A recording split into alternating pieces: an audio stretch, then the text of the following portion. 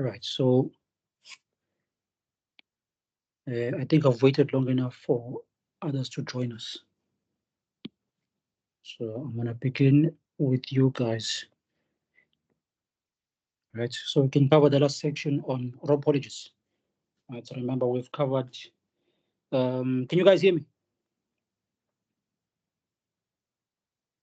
Yes, yes, we can hear. So we've already covered the first section on rope haulages, which is aerial ropeways, monocables. Right. So now we're going to cover the second section, which is um, endless rope systems. Right. Now this is somewhat of a schematic of an endless rope system. Right. So an endless rope system would be at an incline, right? So this angle represents the angle of incline of the endless rope system, right?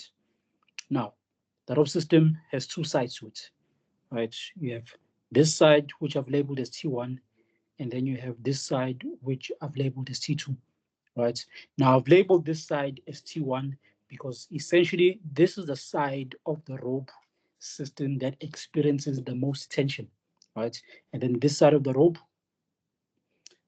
experiences, let's say we can call it the slack side, right? Because it doesn't necessarily experience as much tension as the side I've labeled as T1 experiences, right? Now, you have the length covered, which I've labeled here as L, right? The length covered is essentially from here to there, right? And then now on the rope, right? On the rope, we have what we call tabs, right? So these here are tabs, right? Now these represent empty tabs, right? And these tabs have material inside of it, right? Now on an endless rope system, right? This point would be essentially the call it the loading point, right? So at this point, this is where the tabs are filled with material, right? And then the tabs with material travel this distance, and then at somewhere along this point, right, you have a delivery point. Hence, when the tabs are on T2 or are on the T2 side of the endless rope system, they're essentially empty, right? Because at this point or somewhere along this point, you get a delivery point where the material is delivered, right? Hence, when the tabs get on the T2 side of the endless rope system, the tabs are completely empty, right? So this side represents the side that has tabs that are filled with material, right? Hence, I've labeled um, the mass of the tabs this side as M full, indicating that on this side of the endless rope system, the tabs are full, right? And then this side I labeled as empty tabs, right? Or M empty. So we are going to denote empty tabs as M empty, right? M empty essentially signifies the mass of the tab on its own without any material inside of it, right? So here you essentially get the mass of the tab with material inside of it, right? Hence I denoted or we denoted as M full, and then this side you get the mass of the tab, right? Which will denote as M empty to differentiate it from a tab that is full of the material being delivered, right? Now, as far as what is this formulas that you can expect to use in this section, right? You can expect to use the following formulas, right? Now, there is something I need to explain to you guys. Um, this section, you have essentially two types of problems that you can expect, right? But I'll get into that later.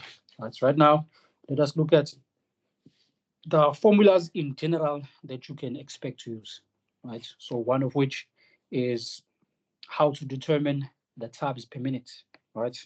So the tubs per minute refers to the tubs that are being delivered, right, to this point per minute, right? So tubs per minute you get by using this formula, right? M delivered. M delivered refers to the mass, or let's say the total mass of the material that has to be delivered, right? So if say you have material here, right, and that material is say 600 tons, right? M delivered refers to the 600 tons of material that has to be delivered, right? So M delivered refers to the total mass of material that has to be delivered, right? So this will be M delivered, which is the mass, total mass of the material that has to be delivered, right? That divided by 60 times shift hours times M load, right? Now M load is the mass of the load in each tab, right? M load represents the mass of the load in each tab, right? So M delivered, right, will be in kgs, and then M load will also be in kgs, right? Now, as far as tabs per minute, right, the as the what is this? As the term signifies, tabs per minute, right? So this essentially will be per minute. Hence, you see here the shift hours, right? We multiplied it by 60 to convert this to minutes, right? As opposed to multiplying this by 10,600, which would essentially be converting it to seconds, right? So that is how you get tabs per minute, right? Second formula is one which we use to calculate the spacing between each tab, right?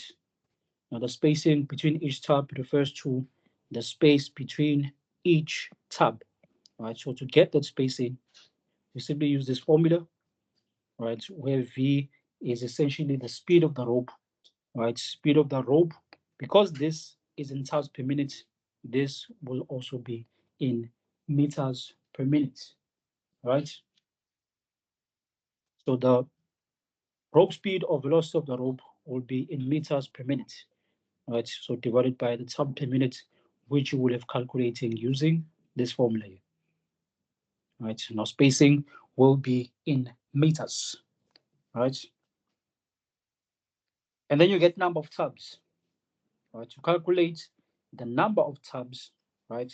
Now the number of tabs refers to the number of tabs on each side of the rope system, right? So number of tabs on the T1 side of the rope, as well as number of tabs on the T2 side of the rope, right? So whatever you get here as number of tabs will represent how many tabs we have on either side, right? So the N represents the number of tabs on each side of the rope, be it T1 or T2, right? Now to get number of tabs, you simply use, right, the length covered, right, divided by the spacing, right? And that gives us the number of tabs. Now, as far as number of tabs, if you calculate number of tabs using this formula and you get somewhat of a decimal, then you have to make an approximation, right, to get the number of tabs, right? Right. Then we get total mass or M sub T, right? Now, M sub T is essentially or is known as the total mass in conveyance, right? So that essentially refers to all the masses, right, that are involved in the entire rope system, right? So the mass of the tubs, right, empty as well as full, as well as the mass of the rope itself, right? Now, to get the total mass in conveyance, right? If you look here, to calculate the mass in conveyance, if you look at this schematic here, right? If you wanted to calculate the total mass in conveyance, where you include any and all masses that you get on the rope, including the mass of the rope itself, right? You would have, right, considering both sides of the rope, you would have, right, M full, which represents the mass of the tub plus the mass of the load, right? As well as M empty and then the mass of the rope itself, right? That is where this formula essentially comes from, right? Now, you have M full this side you have M empty, right? And then remember, you have number of tabs, right, for each side, right? This side will have the same number of tabs as this side, right? So to get the total mass in conveyance, with regard to M full and M empty, right, we have to multiply both sides by the number of tabs, right? Meaning that essentially the number of tabs are a common factor. That is why I took this out, right, as a common factor, right? And then you add up M full plus M empty, which essentially accounts for um, the mass of a full tub as well as the mass of an empty tub. And then the N representing the number of tubs on each side, right? Then, of course, I said you also have to add the mass of the rope itself, right?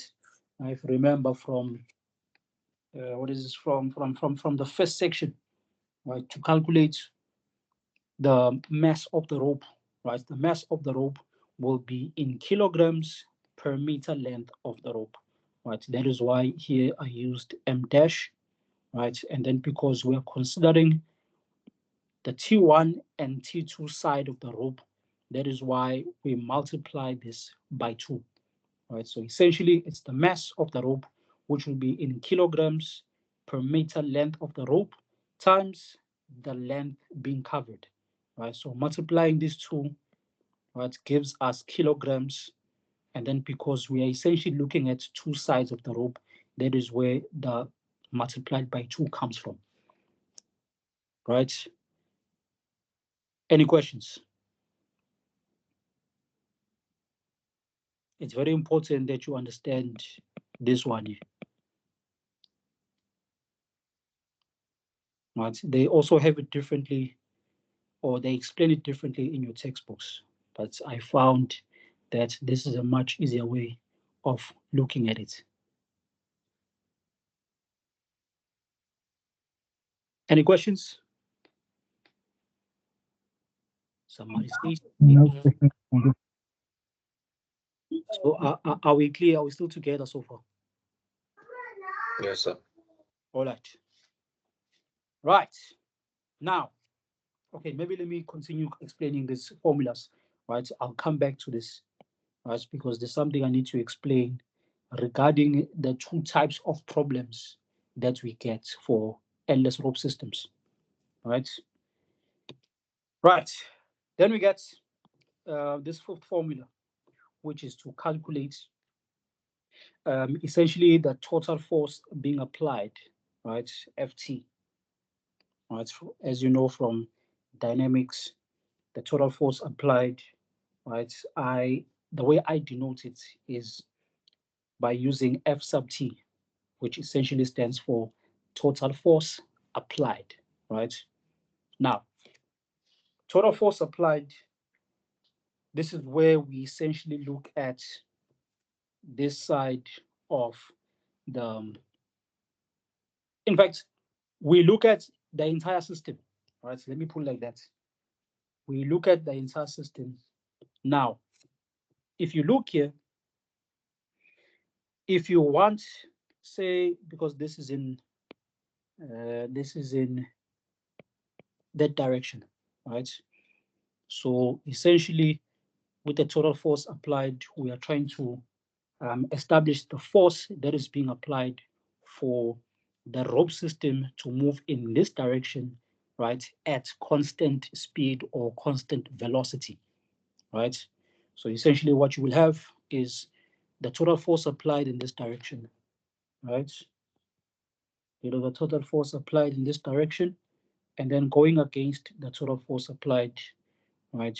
As you know, you will have the total force, the total resistance force, right? As well as Fg parallel, right? That is simply from dynamics, when considering forces that these tabs are being subjected to, essentially, right? Now, now to get Ft, right, we look at the forces that the tabs are essentially being subjected to. So you have the force being applied, right? This force is responsible for moving the tabs in that direction, right, at constant velocity or constant speed, right? And then, of course, you're going to get, since the mass, right, the mass of the, let's say the mass of the tabs, right, whether it's full tabs or empty tabs, right, as you know, the weight of it will be perpendicular to essentially the ground. Hence, we have to resolve that into its components, because remember, in an inclined plane, right, we look at the Cartesian plane as being at an incline as well. So looking at it from that perspective, the weight, right, becomes an oblique force. And the way we deal with oblique forces in order to apply conditions of equilibrium is by resolving the oblique force into its components. That is where the Fg parallel and Fg perpendicular comes from, right? I'm sure that part you already know, right? Now, regarding which mass we use here for Fg parallel, right? Regarding which mass we use for Fg parallel, right? The mass we use for Fg parallel is essentially the mass of the load, right? Now, Fg parallel being mg sine theta, right? The theta being the angle of the incline, right? Now, the mass, right? We are considering the entire rope system, right? So if you look at the weight, or if we look at, yeah, if we look at the weight here of everything that we have, right? The mass of the rope essentially cancels each other out, because you have the mass of the rope this side as well as the mass of the rope on that side, right? So the weight of the rope essentially cancels each other out, right? And then you get between M full and M empty, right? You look at it from this perspective. To get M full, right? M full is essentially the mass of the tub plus the mass of the load inside, right? So let's say you have three tubs, right? You have three tubs, right? Three full tubs, and you have three empty tubs, right? So you have three number of tubs on each side of the rope, right? Now, if you think about it, the mass or the weight of the tub, right, are essentially going to cancel each other out, right? The mass of the tubs, because I mean the weight of the tubs, because the weight of the tubs is going to be the same, they're going to cancel each other out. So the only weight or the only mass that we can consider is the mass of the load, right? Because as you can see here, you have the mass of the load on one side of the rope, right? So on either side of the rope, you have the rope, hence the weight of the rope this side will counter the weight of the rope this side, right? The mass of the tub this side will be counted by the weight of the tubs on this side, right? And then the mass of the load, because you only have the mass of the load on one side of the rope, right? It is not counted by anything. That is why we can only consider the weight of the load, right? So I'm saying that, right, to put emphasis on why we use the mass of the load here, right? It's not because we're considering only one side of the rope, but it's because if you look at the system in its totality, right, because the weight of the tubs, right, essentially counter each other, as well as the mass of the rope cancels each other, right? The only weight to consider is the mass of the load, because that mass or that weight we only get on one side of the rope system. Are we clear here? Yes, we are clear. Right. Right. So to get FG parallel being equal to mg sine theta, right? The mass, as we've established that the mass will be the mass of the load. G, you know, for Meccano is 9,81. Then you have sine theta, right? And then because you have a number of loads, you have a number of tabs, right? You then multiply that by the number of the tabs, right? And this here gives us FG parallel, right?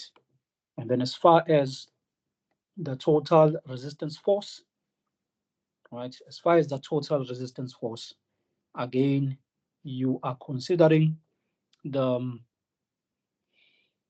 the entire the system in its totality, right? That is why for because normally the what is this the total resistance force is normally expressed in terms of um, rolling resistance, right? They would give you the rolling resistance of the rope, right? And depending on the kind of rolling resistance that they've given you, right, that is what you use for your R. So the R stands for rolling resistance or tractive resistance, which is normally given to you in newtons per ton, right, or newton per kg, right? So depending on how R has been given to you, right? So this you can call R or RR for rolling resistance or tractive resistance, right? So depending on how it's been given to you, right, that will determine how you express your total mass in conveyance, right? So if this is given to you in newtons per kg, it means this must also be in newtons per kg. If it's been expressed in terms of newtons per ton, then it means this must also be expressed as tons. That way, the tons will cancel each other out and you'll only be left with newtons, right? And then once you have this total resistance and you have FG parallel, you simply you add them together, and then that will give you what is the total force being applied. Now, the total force being applied, you use in calculating the output power, right? That you also should already know, right? Remember, power can be expressed in a number of ways. Can be expressed in terms of work done. It also can be expressed, right, in terms of the total force being applied, right? So using this formula, total force being applied times the average velocity, right? Average velocity being, remember, this is already moving at constant velocity, right?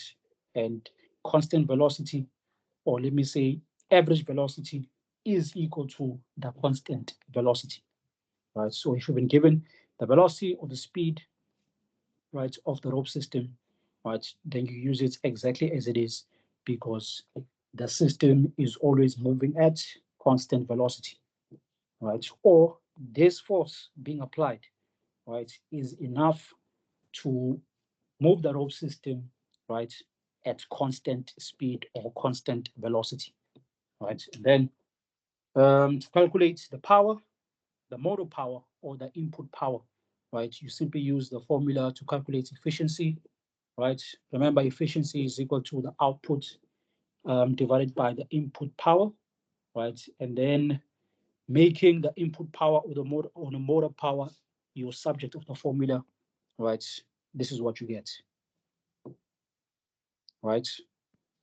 So these are the general formulas for um, endless rope systems, right? Any questions?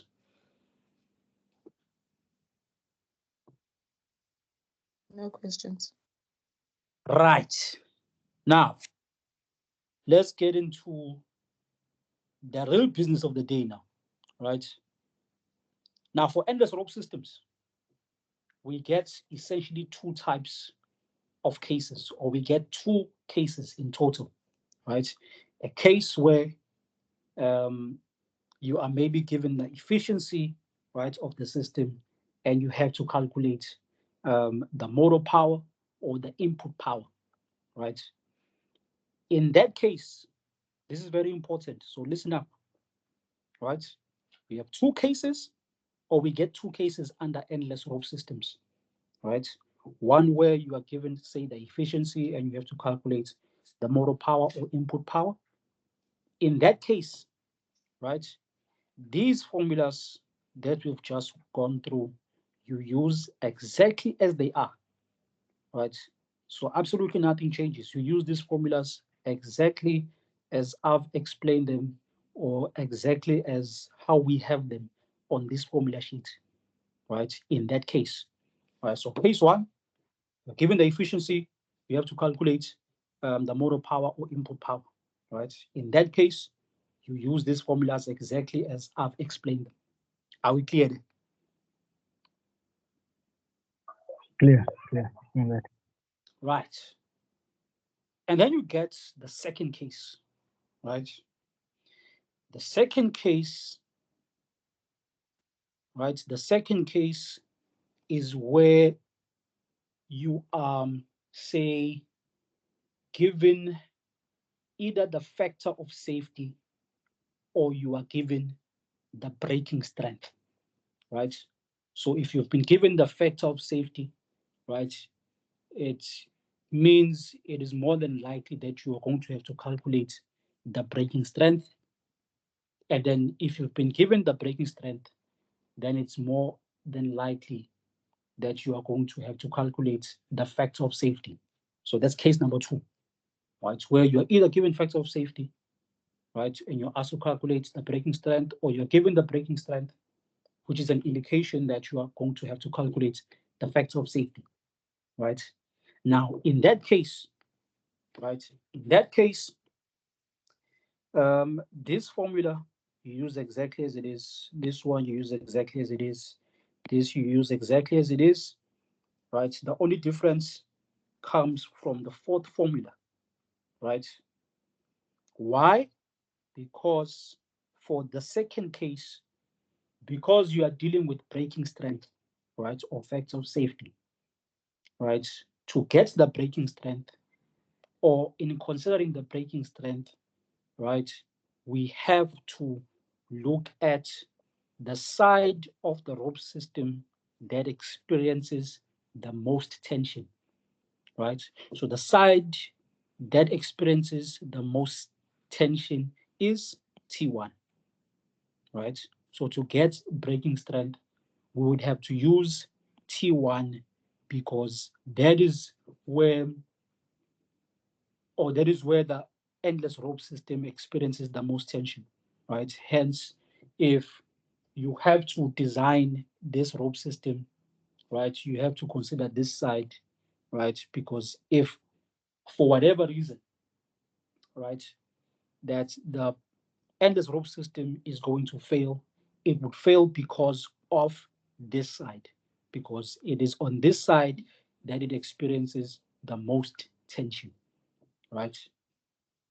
Now, in saying that, this is how it affects the mesh you're going to use, because you're only looking at just this side, right?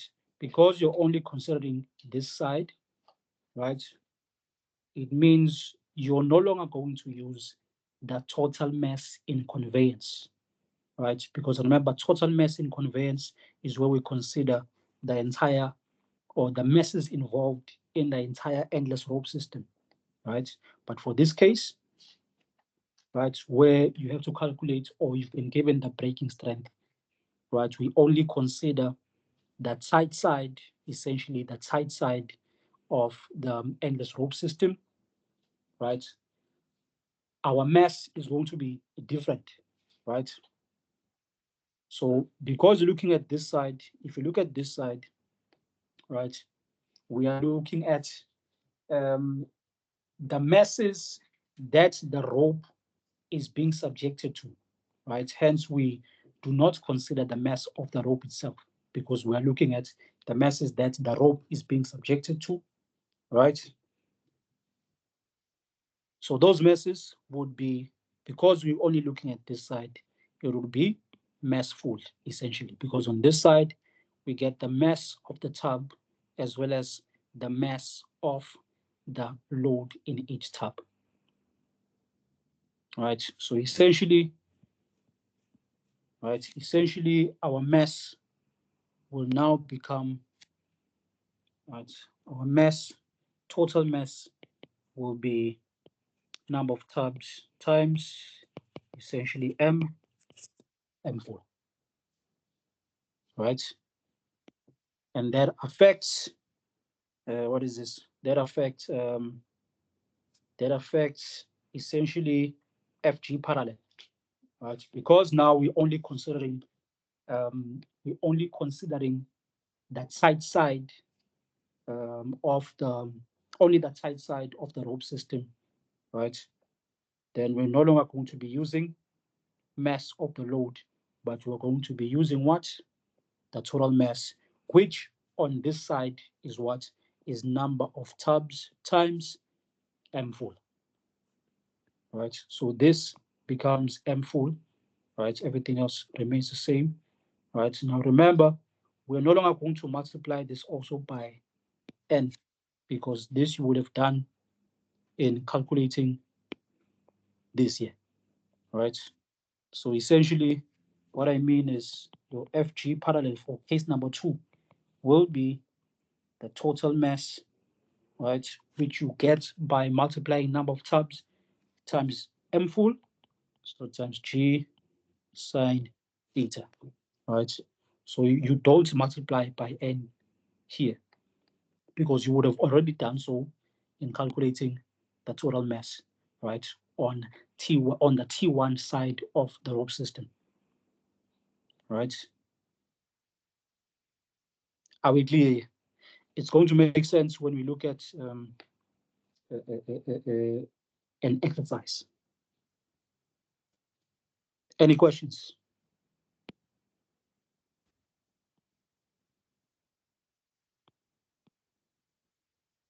Hello. No No questions. question. Yes, sir. All right.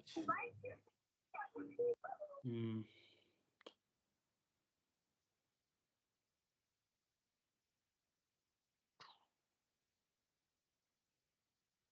all right. Let us look at this one here. All right. So let us look at this exercise. All right. Which as follows: an endless rope haulage is required to deliver 800 tons. Right. So this endless rope system is required to deliver 800 tons of rock per 8-hour shift. Right. So this essentially will be the mass being delivered, right? The mass being delivered, right? The rock is the material being delivered, right? Per 8-hour shift, right? Over a distance of 900 meters, right? So this gives us the length being covered, right? Which is 900 meters on a 12 degrees average incline. So this gives us the angle of incline, right? Of the endless rope system.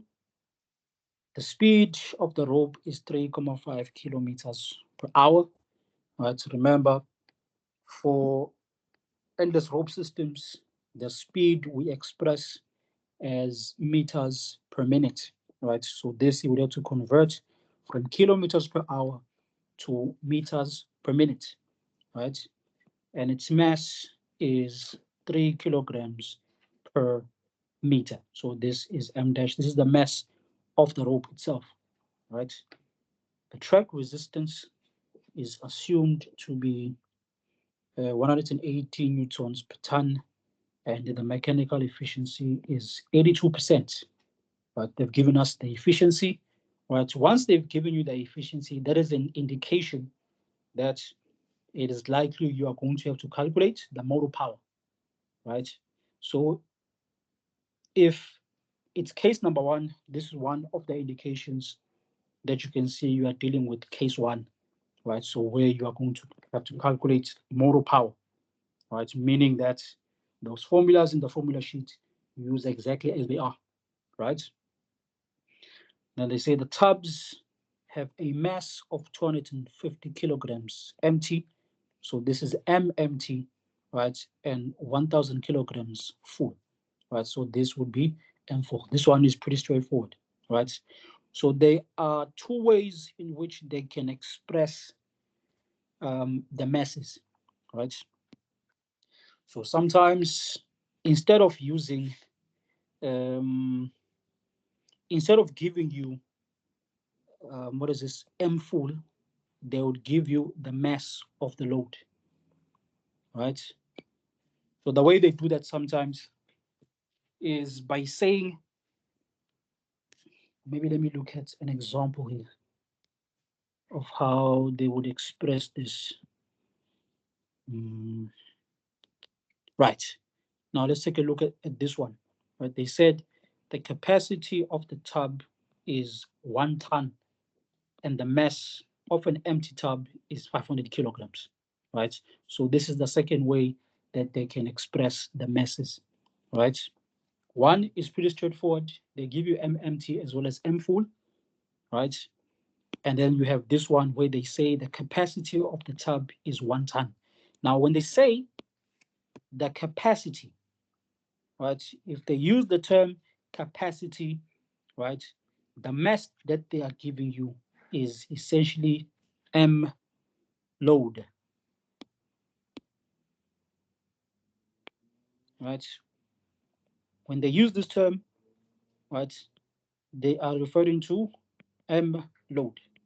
So M load there essentially is 1 ton, right? So they'll either be straightforward with it and say MMT such and such and M full is such and such, or they will use this term capacity, right? So if they've used the term capacity, that mass you take as M load. Are we clear here?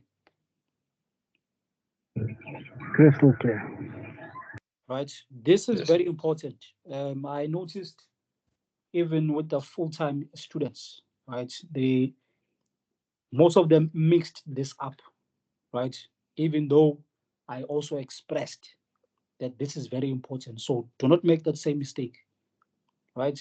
They'll either say that the mass full is such and such. That one is pretty straightforward. That's mass full and give you M empty as well, right? But if they've instead used the term capacity, right? If they say capacity, right, you don't think much about it. If they say capacity, then that mass you take as M load, right? All right. So let's go back to this example. Right, so this one is pretty straightforward, right? They said the tubs have a mass of this, right? So this is M empty. When the tub is empty, this is its mass, right? And then when it's full, it's 1,000 kg, right? Now, um, I forgot to mention something here that if they've given you mass load, right, M full, right? If they've given you the mass of the load, or if they've used the term capacity, indicating that the mass that they're giving you is the mass of the load. Then to get M full, you simply say M load plus M empty. So this is what is going to give you M full. Are we clear?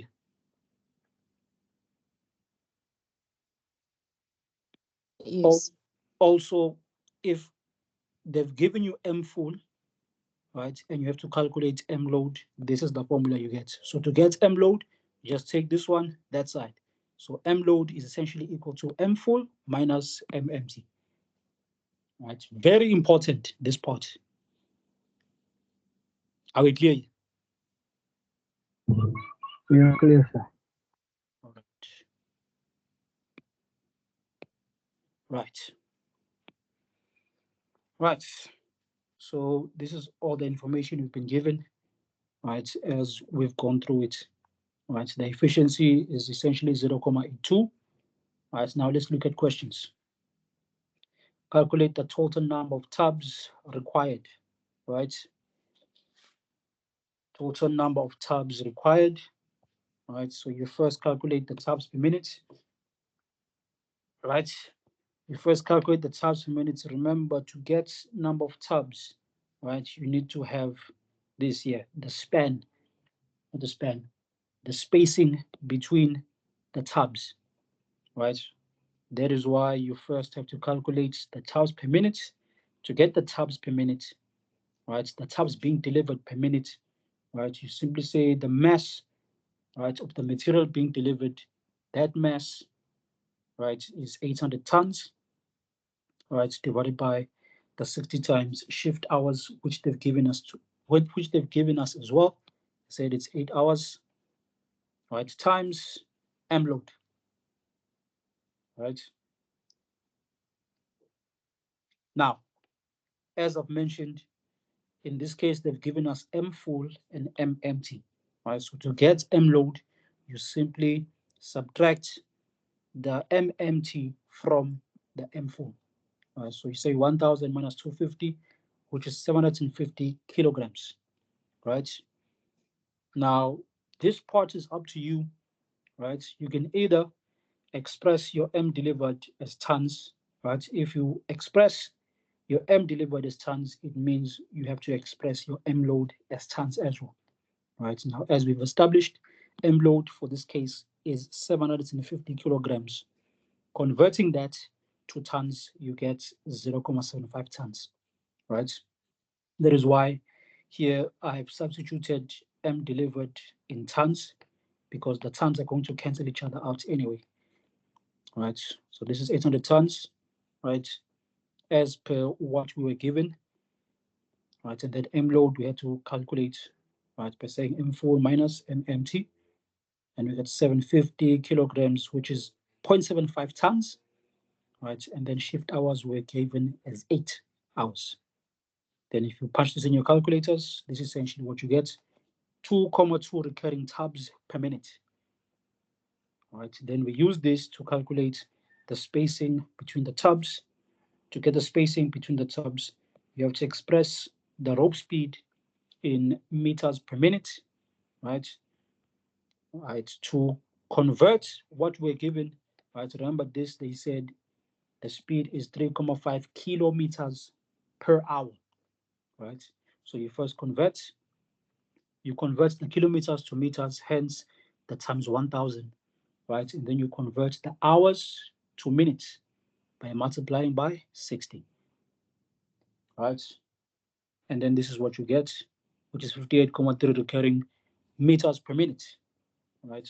So this is where this comes from, that you substitute your tubs per minute, right, as per this calculation, and this is what you get: 26.252 meters in spacing between the tubs, right? Then you use that to calculate the number of tubs on each side, right, by using the length divided by the spacing.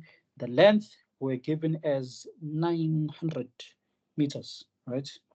So you substitute the 900 divided by the tub spacing, which we got is this, and we get the 34.283, right? And then you approximate this. It's approximating this, we get 34, right? Now for Meccano, you don't necessarily have to specify, or maybe you should, right? Just if because I remember in mechanotechnology, I think you have to specify when you make an approximation, right? When you make an approximation, for instance, because you have a decimal here, right? You would then say if you approximate as 34, because this number is less than 5, then you would say 34 under design. And then if you say 35, you would say 35 over design. But I don't believe we do that for mechanotechnics and 5, right? But just do it anyway, right? So when you approximate, right, because this is essentially below design, right? You will say 34, say 34 below design. I don't know if you remember this for mechanotechnology. Do you guys remember this when you did mechanotechnology N3? No, sir. Okay, but when you, just to be on the safe side, because I'm not really sure if you are required to do this, right? To me, it doesn't really matter, right? But just to be on the safe side, um, just write, right? If you're going to be approximating this as 34, right below design. And then if you use 35, you can say above design, right? Are we clear? Yes, we are clear. Right. I don't think it should matter, but just do it anyway, right? Right, then you get number of tabs. Right, now I've included a much easier way to calculate number of tabs, right? Now it is by using this formula, right? This formula I doubt is in your formula sheet, right? So you would have to know it off by heart, right? So using this formula, you have to calculate m dot. To calculate m dot, if you remember from module 4, right? If you have to calculate the mass flow rate, we would use this formula: m delivered, right, divided by 3,6 times shift hours, right? So we use 3,6. We use 3,6 if we want to express the mass flow rate in kilograms per second, right? Once you have this, then you come back to this formula, right? You will have calculated m dot, which is this here, right? The length covered is 900. M load is 750 kilograms, right? Now we use 750 because the m dot, the flow rate, is in kilograms per second, right? And then also the velocity or the speed of the rope, right? You would also have to express in meters per second because this here is in seconds, right? Unless you left this in kilograms per minute. If this is in kilograms per minute, then your velocity can also be expressed as meters per minute, right? Otherwise, if you have this as kilograms per second, right, for these two to cancel each other out, so this and this, the velocity or the speed of the rope also has to be expressed as meters per second so that the per second can cancel each other out, right? And then you will get essentially the same thing, right? So this one is much quicker, right? Much more efficient, right? Time saving as well for the exam. That is why I've included it here, right? You can use it or not. Are we clear?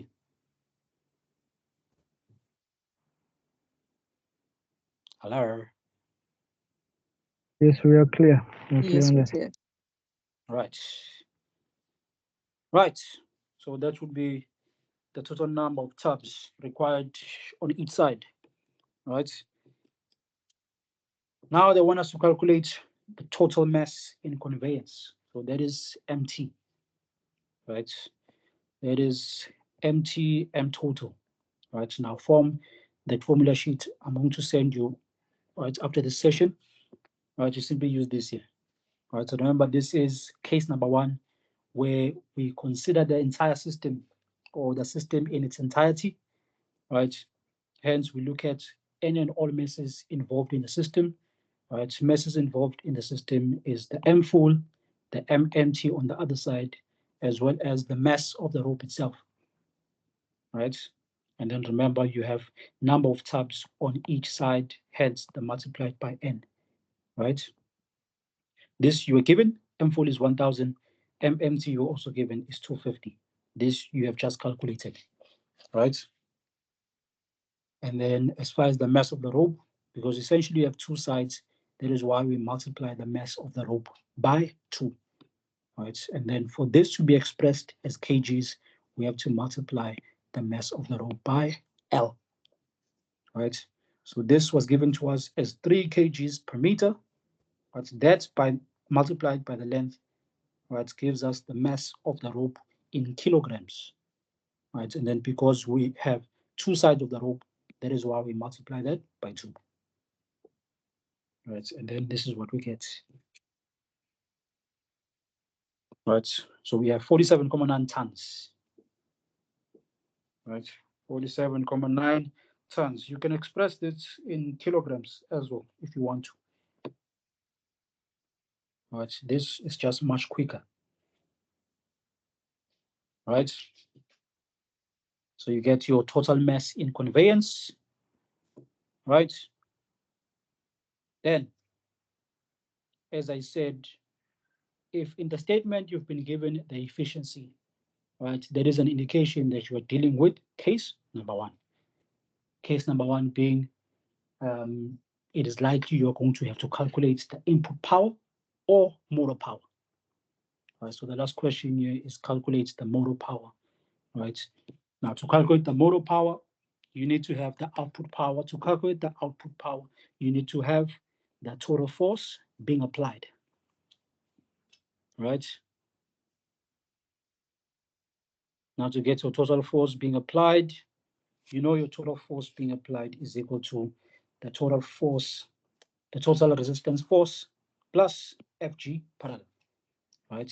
Remember, this is case number 1, hence Fg parallel, right? Fg parallel being equal to mg sine theta, right? The m will be m load, right? For case number 1, right? It is m load because we are considering the entire system, right? And then Fr depends on, right, the rolling resistances that you've been given, right? So here we're only given the track resistance, which is 180 newtons per ton, right? We're given the rolling or tractive resistance, right, which is 180 newtons per ton, right? So that you multiply by the total mass in conveyance, right? And then because this is in newtons per ton, right, we also express the total mass in conveyance as tons. That way, the tons for this will cancel with the tons for this, and you're only left with newtons. Right? Then you get your FR, and then to get FG parallel, right? FG parallel is M load, right? And you multiply by the number of tubs, right? Times G sine theta, right? Theta is given to us as 12 degrees. G for Meccano is 9.81. Right, and then if you punch this in your calculators, this is what you get here. Right? And then you already know to get FT, this is the formula to calculate FT. Right? You simply add these two up and we get our total force applied as being 60.632 kilonewtons. Right? And then we use this to calculate our output power. All right, the formula for output power using total force applied is the total force applied times the average velocity. Right, the velocity was given to us, right? So all we do is express that velocity in meters per second. Right, remember power is joules per second. Right, that is why it is important for us to express the velocity as meters per second, right, for power.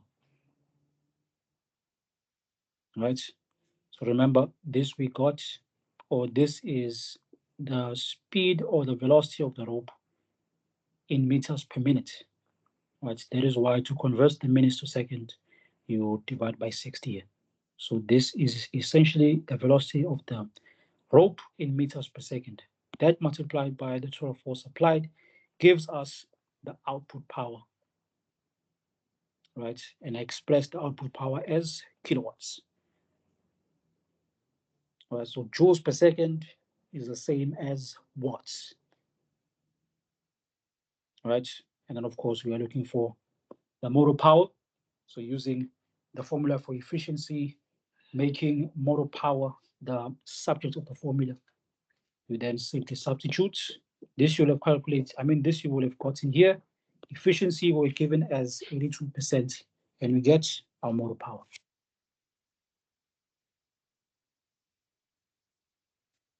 Right. Any questions? So just to go back up quickly a little, I just want to ask you something.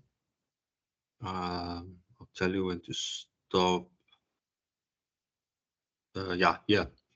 So where you said so if you use tons, hey, with this formula for 4.1, the first one, and you get an answer. If you use kilograms, the answer will obviously be different. Will the answer be then tubs per second? No, it'll be the same. So if Will you, it be? it's going to be the same. If you express this as tons, remember the only difference is that this you will multiply by 1,000. This you will multiply by 1,000 as well. The 1,000 Okay. going to cancel each other out anyway. Yeah. Okay. No, that's all I wanted to know. Yeah.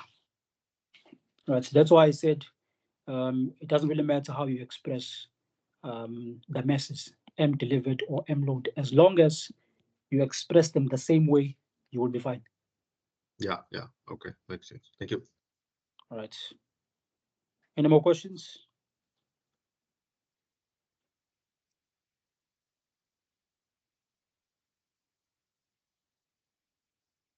No, sir. All right. No questions. Right. Now, this is the only one. Let me see.